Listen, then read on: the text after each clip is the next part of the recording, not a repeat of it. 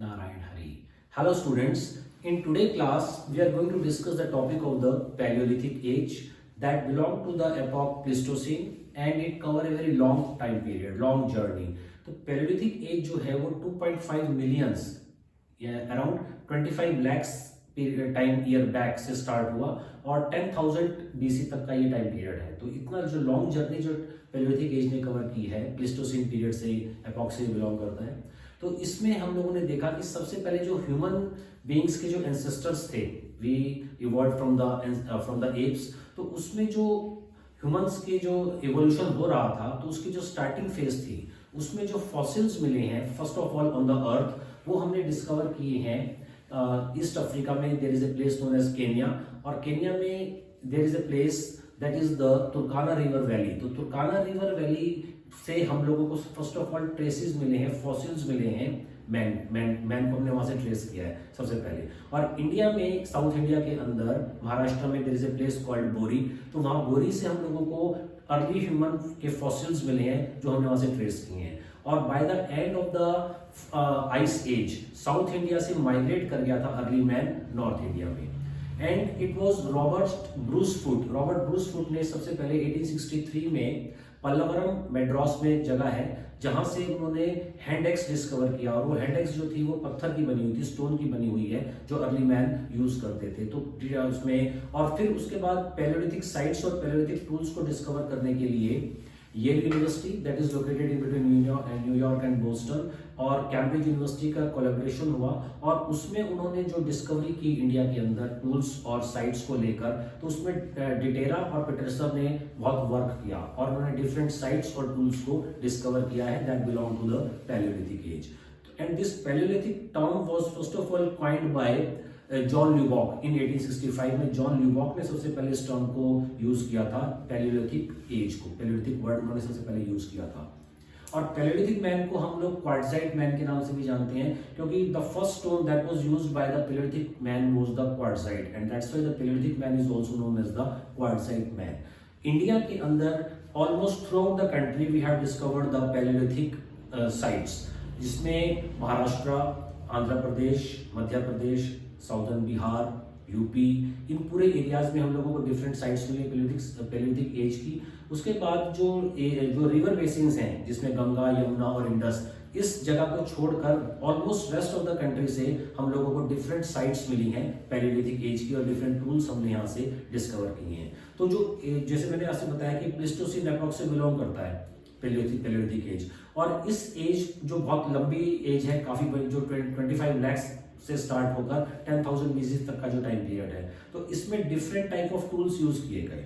Early palaeolithic man, middle Palaeolithic man, अपर Palaeolithic man, और climate में भी चेंज हो रहे थे, तो climate was getting more and more warm, and Palaeolithic man जो था वो और डेवलपमेंट हो रही थी, उसके माइंड में भी और ब्रेन में उसकी डेवलपमेंट थी। और उसके साथ साथ पैलियोलिथिक मैन से जो अर्ली पैलियोलिथिक मैन था that was less developed as compare to the middle, and middle was less developed as compare to the early और द अपर पैलियोलिथिक एज। तो यहाँ पर जो टूल्स की में जो वैरायटी मिल रही है, हमें डिफरेंट टाइप ऑफ टूल्स मिल रहे हैं, और उसके साथ जो क्लाइमेट चेंज हो रहा है, तो इन दोनों फैक्टर्स की वजह से पैलियोलिथिक एज जो है वो 3 पार्ट में डिवाइड हो जाती है, अर्ली पैलियोलिथिक और lower, that start from around 2.5 lakh से 1.5 लाख BC तक का जो टाइम था that was the lower palaeolithic. 1.5 lakh से लेकर 40,000 BC तक का जो टाइम था that was the time period of the middle palaeolithic, and 40,000 to 10,000 का जो टाइम पीरियड था that belong to the upper palaeolithic age. इसके बाद students now we are going to discuss that why this Paleolithic man used to prefer to live on the banks of the river। वो reverse जो नदियां थी उसके किनारे पर रहना पसंद करते थे, और जहां पर हिली स्लोप्स होते थे और बोल्डर्स थे। बोल्डर्स का मतलब है जो बहुत बड़े लार्ज स्टोन्स होते थे, जस्ट लाइक द रॉक्स होते थे, और वहां पर ये लोग रहा करते थे शुरू में। क्यों? क्योंकि इनिशियल स्टेजेस में अपनी वाटर रिक्वायरमेंट्स को पूरा करने के लिए इनके पास कंटेनर्स नहीं होते थे। पोट्री तो बहुत बाद में बनने लगी है, तो कंटेनर्स भी नहीं होते थे। तो आप इमेजिन कर सकते हैं कि अपने हाथों में पानी, वो कितना पानी होल्ड कर सकते थे और कहाँ उसको रख सकते थे, because they didn't have the containers. तो that's why they started living on the banks of the river. River bank पर उनको पानी इजीली मिल जाता था, इजीली अवेलेबल होता था, और जो रॉक्स होते थे, बोल्डर्स जो थे, वहां से वो उन पत्थरों में से काट कर तोड़ कर अपने लिए औजार और टूल्स बनाया करते थे। तो that's why they preferred to live in the areas of the hilly slopes where they could get the boulders and the river areas to make their tools and raw material उनको easily available हो जाता था। उनकी जो initial stages के जो features थे, तो that was the hunting and the gathering stage. वो हंटिंग किया करते थे और गैदरिंग करते थे। Gathering in the sense that जो फ्रूट्स जमीन पर पड़े होते थे या डेड एनिमल्स की बॉडीज होती थी तो उनको गैदर कर लेते थे और हंटिंग किया करते थे। They would live in the caves, trees के ऊपर रहते थे, या थिक फॉरेस्ट के जो थिक ट्रीज होते थे उनके उनके उनके उनके पीछे, मतलब जंगलों के अंदर पेड़ों के ऊपर और केव्स में वो लोग रहा करते थे। और जो कि ईटिंग फ्रूट्स, जो फ्रूट्स होते थे उनका, वो रूट्स होती थी, प्लांट्स की रूट्स हो गया, इंसेक्ट्स हुए, रॉ मीट हुआ या फ्रूट्स, ये चीजें वो लोग अपने फूड में इंक्लूड करते थे।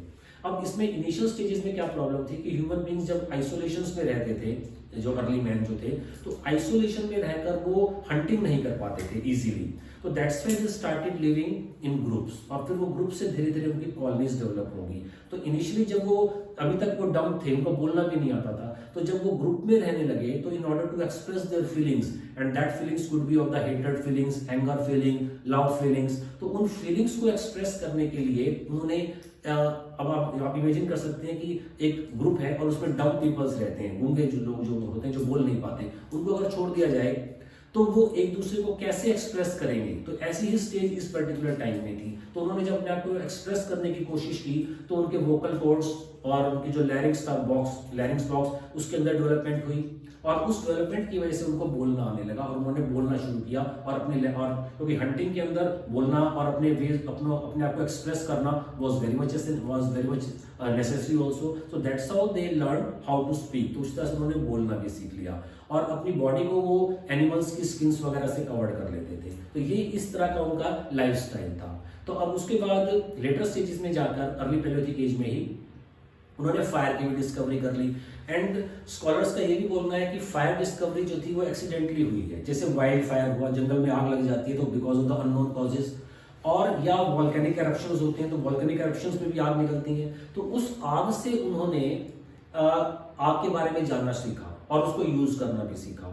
अब उसमें उन्होंने क्या करते थे, वो लोग लॉग्स लेते थे, वुड लॉग्स, मतलब लकड़ी, बड़ी बड़ी लकड़ियां ली पेड़ों से, और उसको वो जला देते थे उस आग से, चाहे वो वॉल्केनिक एरप्शन से मिली हो, चाहे वो वाइल्ड फायर से मिली हो, और उसको स्मोल्डरिंग फेज में रखते थे। स्मोल्डरिंग फेज मतलब उसको सुलगाते रहते थे, जिससे वो धीरे धीरे वो लकड़ी जलती रहती थी, और उससे वो और लकड़ियों में या वुड में आग लगाकर उसको यूज किया करते थे। तो इस तरह से उनकी, और with the passage of time flint stones को उन्होंने फ्रिक्शन करना शुरू किया, because the friction of the flint stone they were able to produce fire also. तो इस तरह से उनकी एक सोसाइटी बनने लगी, and they learn by friction of the stones and social gathering around the fire was developed. तो इस तरह से उनके ग्रुप्स बनने लगे। तो that was the life style of the early palaeolithic age, जो क्वार्टजाइट स्टोन वो लोग यूज करते थे।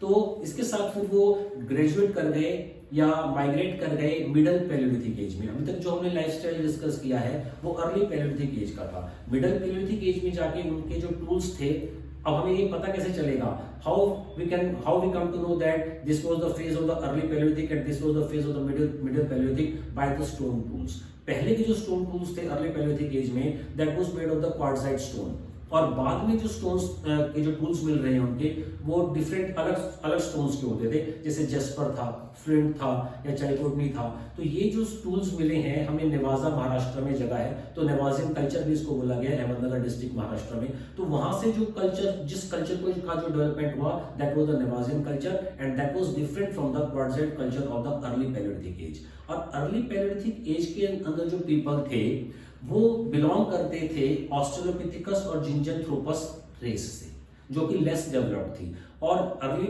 इसको जानने से पहले आपको दो चीजें और पता होनी चाहिए कि what is the difference between the hominoids and the hominids. Hominoids वो होते थे जिनको हम क्वाड्रेपल बोलते हैं, जो अपने चलने में अपने पैरों और हाथ दोनों का सहारा लेकर चलते थे, जो झुककर चलते थे, जैसे आज के टाइम में मंकीज चलते हैं। तो उनको बोला जाता था क्वाड्रपल, जो अपने चारों पैरों पर, जिसमें 2 हाथ और 2 पैर आ गए, उन पर वो चला करते थे। With the passage of time this quadruple converted into the bipedals. Bipedals जो थे वो होमिनिड्स थे, जैसे हम लोग हैं, 2 पैरों पर हम लोग चलते हैं, तो पहले हाथ भी यूज किए जाते थे, that were known as the hominoids. तो होमोनॉइड्स से जब होमोनिड्स बन रहे थे तो ये वो टाइम था जब फर्स्ट ऑफ ऑल अर्थ के ऊपर केनिया में जो हमें फॉसिल्स मिले हैं, और वो बिलोंग करते हैं ऑस्ट्रेलोपिथेकस और जिंजनथ्रोपस रेस से। तो ऑस्ट्रेलोपिथेकस और जिंजनथ्रोपस का टाइम पीरियड हो गया अराउंड 2.5 मिलियंस का, मतलब करीब 25 लाख साल पहले की जो स्टेज थी वो ऑस्ट्रेलोपिथेकस और जिंजनथ्रोपस थी। अब मिडल स्टोन एज तक जो आने का जो टाइम हो गया था, वहां तक ह्यूमन बींग्स ने भी डेवलपमेंट किया है, जो डिफरेंट रेसेस थी उन्होंने डेवलपमेंट किया, और हम निएंडरथल फेज तक पहुंच गए थे। तो निएंडरथल फेज जो थी उसमें पिथेकेंथ्रोपस और होमो इरेक्टस मैन आ चुके थे, और स्टार्टिंग जो हुई थी वो ऑस्ट्रेलोपिथेकस और जिंजनथ्रोपस से थी। तो जिंजनथ्रोपस को कवर करते हुए हम लोग अब होमो इरेक्टस और पिथेकेंथ्रोपस तक आ चुके थे मिडल पैलियोलिथिक एज में, and that was dominated by the Neanderthal man. तो निएंडरथल मैन के बाद फिर हम लोग माइग्रेट करेंगे अपर पैलियोलिथिक एज में, जहां पर ट्रू होमो सेपियंस और मॉडर्न मैन हम लोगों को मिलेंगे। तो that was all about the living style of the lifestyle of the palaeolithic age, that was divided into the early, middle and the lower middle and the early palaeolithic age. अब इसमें students हमने जो discuss किया है उसको with in minute हम उसको remind कर देते हैं कि इसका मीनिंग क्या होता है। Meaning means old stone age, that is known as the palaeolithic age, and it was discovered, जैसे रॉबर्ट ब्रूस वुड ने इंडिया में डिस्कवर किया मद्रास में, और उसके बाद वर्क किया डिटेरा और पेटरसन ने वर्क किया, येल यूनिवर्सिटीज और कैम्ब्रिज यूनिवर्सिटी का जो कोलैबोरेशन था, उसके बाद यहाँ पर डिफरेंट साइट्स डिस्कवर की गई,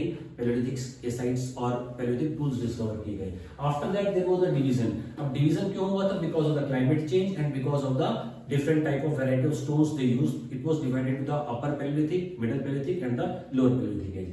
After that there उनकी जो settlements थी, इंडिया में कहाँ पर इनकी settlements मिली, और their way of living कैसा था? They would live on the trees, in the caves में वो रहा करते थे।